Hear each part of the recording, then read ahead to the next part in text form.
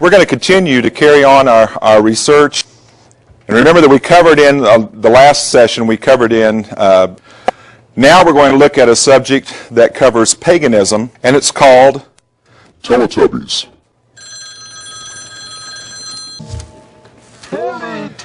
Now, literally hundreds of toddlers run to their television set, and they plop down in front of that TV set.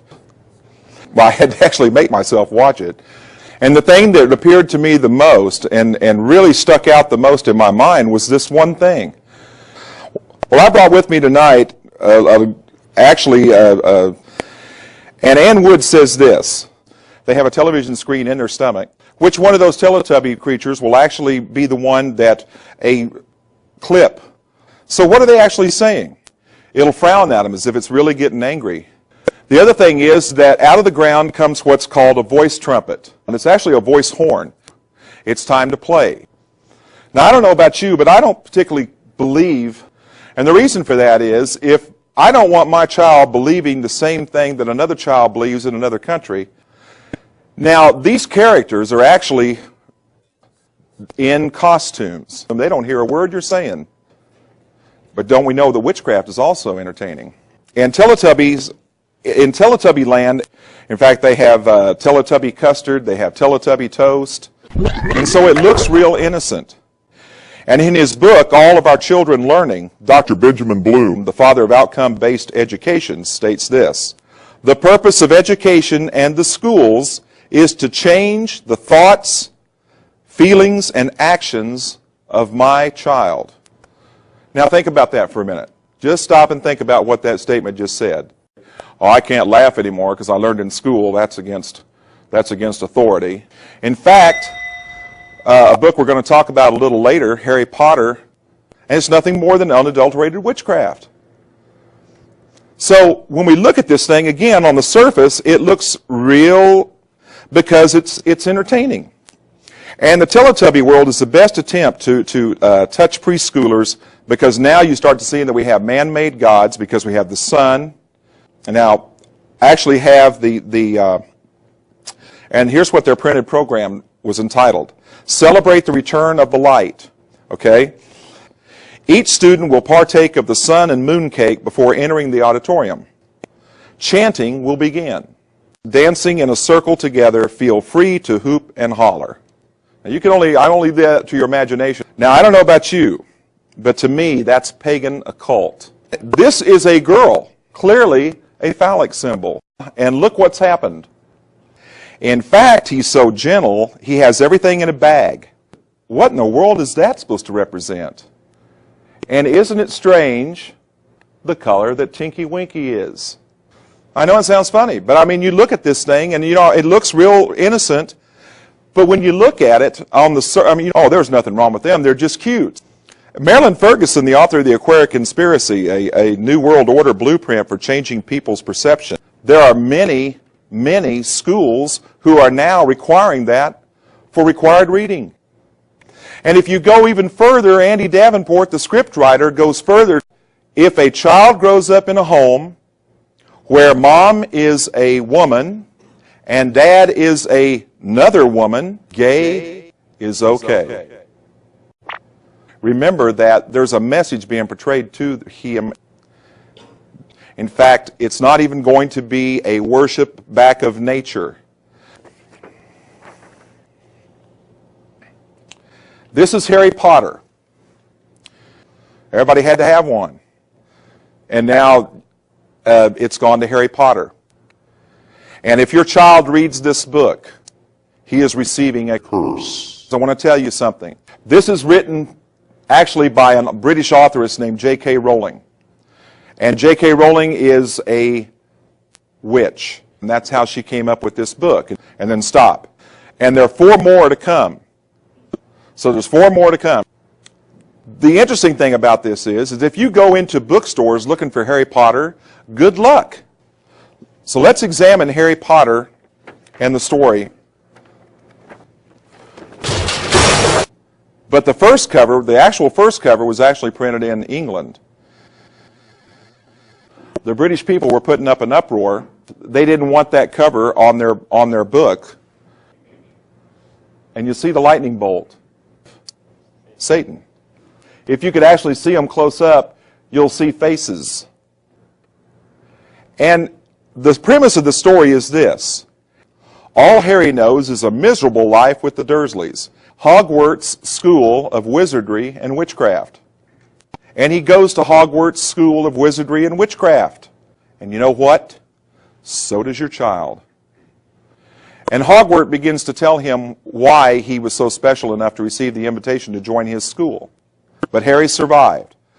Look here. He now has psychic abilities.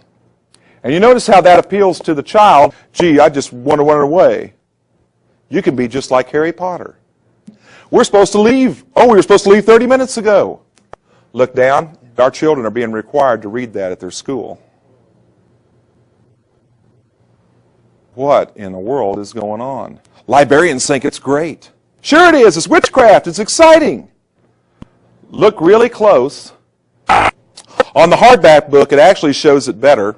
And the stars on this are actually inverted. And you think that's by coincidence? J.K. Rowling knows what she's doing. What has Satan always been symbolized as? There's one here, one down in this cave. It's what gives him his ability, his psychic ability. His parents' murder was caused by an evil wizard called Lord Voldemort. And Lord Voldemort wants to be the very best. And now it becomes exciting. By the way, at the school of Hogwarts Wizardry and Witchcraft, isn't that amazing? And you know what? It also appeals to your child. Because how many times has your child, have you ever? Yes, you do. You sure do. You can be a Harry Potter. All you need to do is give yourself to the dark side. If that wasn't enough. It's called Harry Potter and the Prisoner of Azkaban. This is the one that's out to kill Harry. And again, this is a witchcraft symbol. Hell, let's just throw that on there. That's the same message. The child begins to crave more. And evil Lord Voldemort, just as long as they're reading. Try to say that 3 times. Standing with their parents, it was just a Harry Potter party. Lightning bolts, that's not real. Honey, you don't have to worry. Those people don't exist. But the boy next door does. Religiously. How come you don't have it? My mom and dad love me. They bought me Pokemon. Harry Potter is nothing more than unadulterated witchcraft. Trying to infiltrate the minds of our children. We never had this when I was a kid. It's fun to be a witch. No. Now our children spend about 16 to 24 hours a day playing games. And some of them are like this one. Isn't that pretty? Now I don't know about you, but when I was a child, the Dreamcast system has a really high resolution screen. They can make fantasy look real. But it's one of those try before you buy type things, so that you see what you think you see in the video screens. You are a 600,000-year-old vampire because you've been going around biting their necks and sucking all the blood out of them. Should be slapped. Every last bloody one. If they have the money in their hands, the clerk will sell it to them. And they take it upstairs and they play with it. What are they playing with? It teaches the player how to kill and that it works. Do unto others before they do it unto you. Over and over and over again. A game released in October 1996 for PlayStation is complicated. Excuse me. What do you see? There's just been a human sacrifice. See it? This is Stonehenge. This is Stonehenge. Hate to tell you, but it still goes on. Hey, let's just throw that in there. In Colorado. To the T. There's a cave back there, the universal symbol of all Satanist churches. Hey, let's just throw that in. You've got the pentagram of protection. Well, there it is right there. So that's the first level. You enter the next level. And here's the next level. Now it's up here. Your God is dead and no one cares. And I want you to see something here because it's very interesting. And I want you to see this. It's not doing anything. It's just on the wall.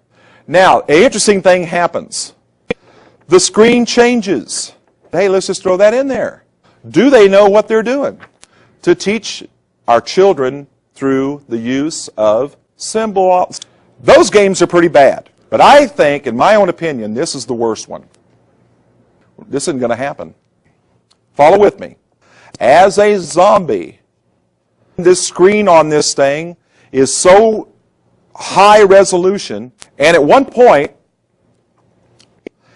a flesh-eating zombie. You have a gun, and you see body parts. I'm not going to sugarcoat anything to you. Now, what you're supposed to do is shoot them. And you actually, in 3D, see your skin being ripped off. It's that bad. It's just a little bit bad. This is one of the zombies. Oh, this is good. Wonder why. And what you do is you actually maneuver your character, and then you forget where you are, and you just stay there the rest of the game. Levitating demons. They attack you. So you have to survive a demonic attack. And look who's in the throne room. That's the newest video game. People don't just put that in things because I hadn't seen the Satanic Bible. And that's why they put him in there. And now, look at this. These are two zombies. Probably the arm of this guy. Well, that'd be armed robbery. Oh, God forgive me. Oh, frivolous spirit. Frivolous spirit again. In fact, I'll tell you the truth. There weren't any there. They're sold out. And you look at this thing and you go, whoa, wait a minute. You can imagine what kind of nightmares your child must have. You know, things like that.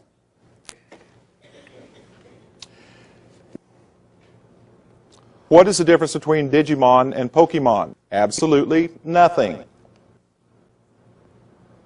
These are kids that are on an island, and these Digimonsters at times attack the children. See, if you start talking like that, pretty soon your mouth's going to get all tangled up. There's nothing, absolutely nothing. They've jumped on it for hundreds of thousands of years. Maybe finding a way to become an animal. Well, praise God, someone found a way to do that. And that's where you get the werewolf. Being able to transform from a human and then back to human. And they're called animorphs. Animorphs. The invasion has begun.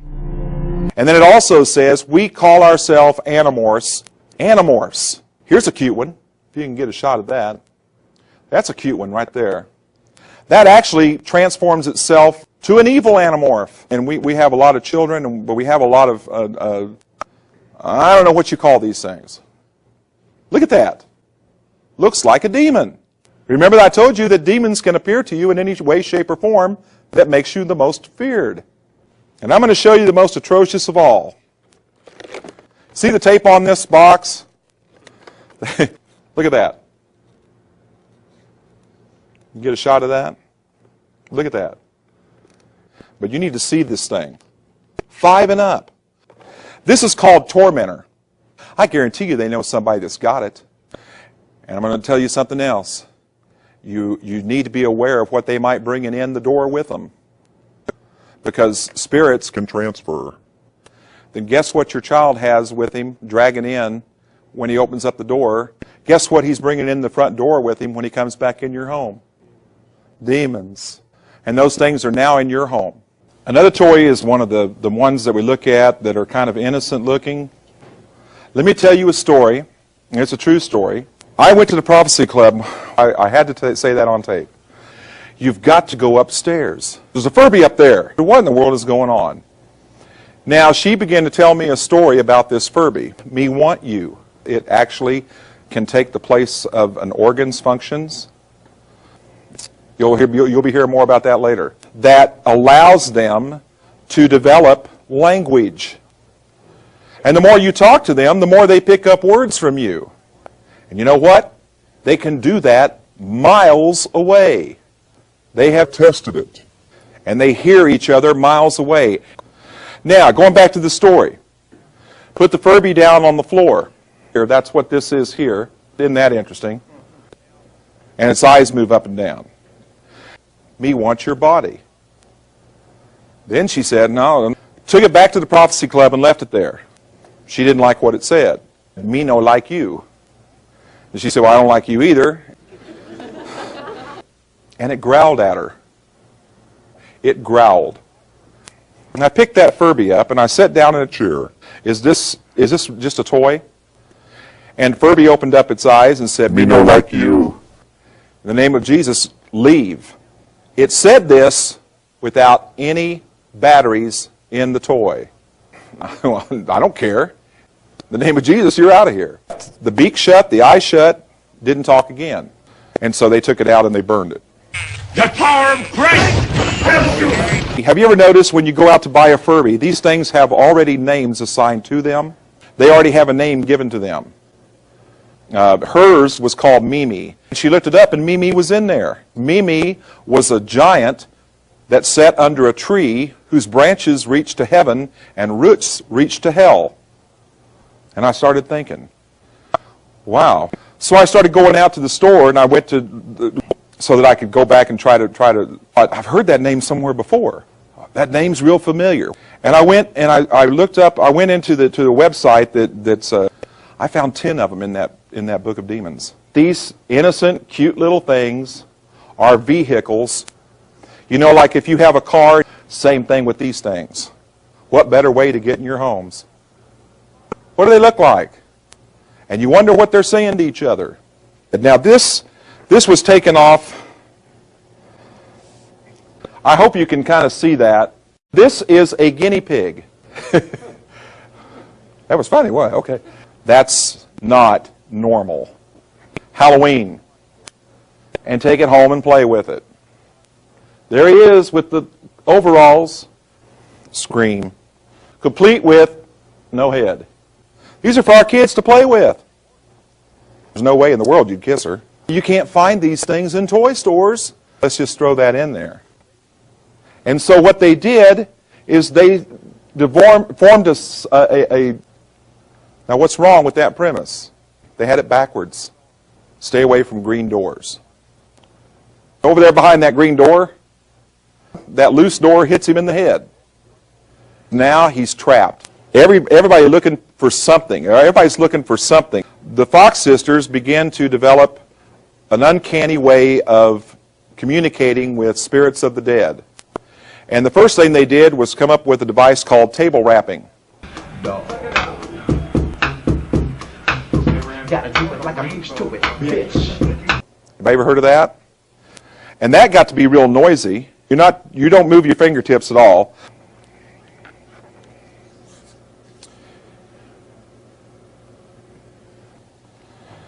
These are very, very old. Hello and goodbye. I play with Captain Howdy. Demon Possessed. actual possession of your body.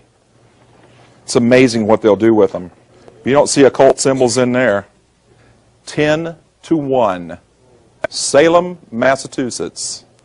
Huh. Isn't that a coincidence? Huh. You can even contact angels. Something's just not right here. Oh, that was passed down by my great-grandmother. Guess what you also inherited from your great-grandmother? And you wonder why you start having things in your house. Okay, anything else? Get rid of that Ouija board. In 1970s, as the position of Reverend. they electronically put a message over the top of that. I brought some of those messages tonight. You will shut that out immediately. What was that? I'll show you how they do that. The first one is by a group called Pink Floyd, Gibberish.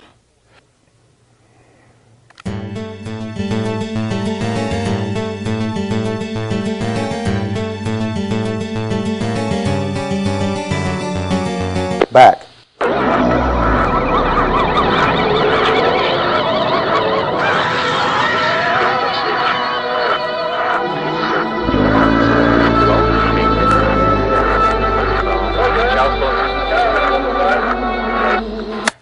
Now what he said was, congratulations, you just found the secret message.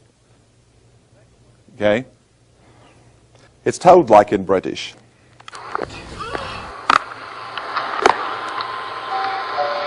Number 9, number 9, number 9.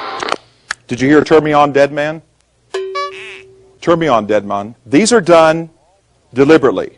I believe it was put on there by evil spirits. They told you what they had done. They would come up and kiss his behind. That's how they got favoritism with Satan. Now what you're going to hear is Marilyn Manson. Satan wants an ass kiss.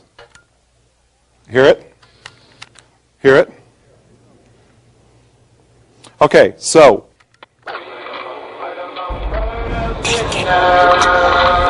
Now that's a group called Bones, Thugs, and Harmony.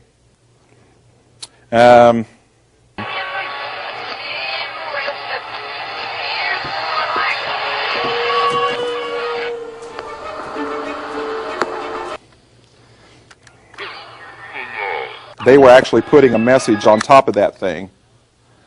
What'd you hear? Yeah, we don't know how that got on there.